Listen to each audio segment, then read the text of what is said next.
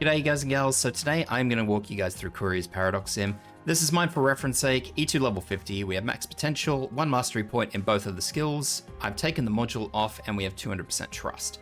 So you don't need mastery points in either of the skills. This really isn't a hard map, it just requires you to pay a fair bit of attention.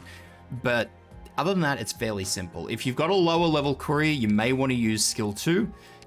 If you're towards the top end, then absolutely use skill 1. It doesn't really matter. Both are fine. It's just down to your situation. But if this helps you guys out, please consider liking, subscribing. Questions, concerns, throw them in the comments. I'll get back to you. We're going to start by throwing Courier in just here.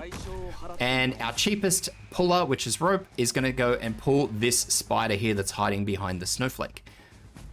And then as soon as she pulls that into the hole, we are going to use the emergency crane and yank her back out. So as soon as she pulls in, there we go, emergency crane out. Now those guidelines that you just saw pop up there, that is what we're looking for. So next puller in, and I will again point out the next one for you guys as soon as, there it is. And out, and Snow Saint in.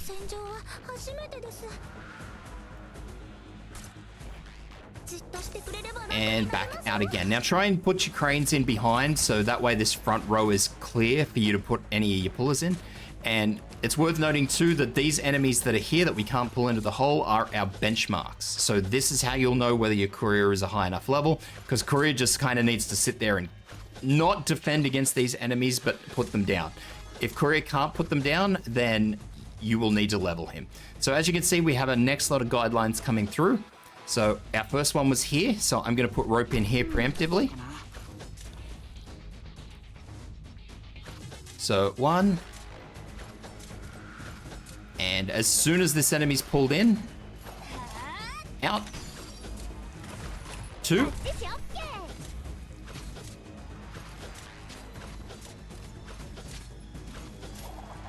Out. 3.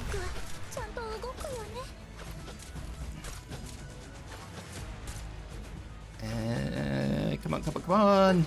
There we go. And last but not least, this one.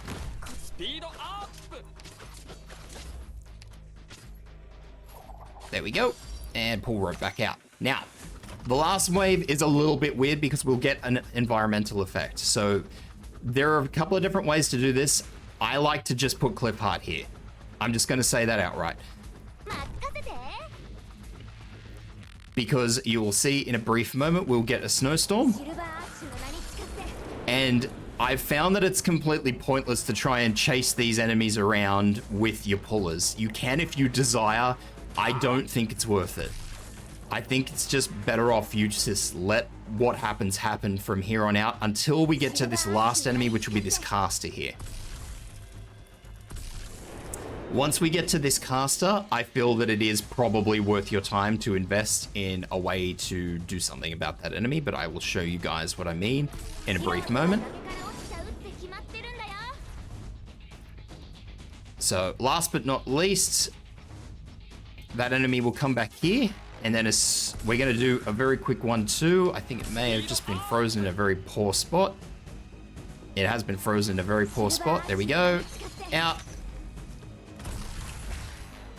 Any puller you want, doesn't matter if it's rope or Snow Saint, and that enemy will get pulled in. And just because sometimes that enemy can get blown into an awkward spot and sometimes your cliff heart might not grab him, but that's the only reason.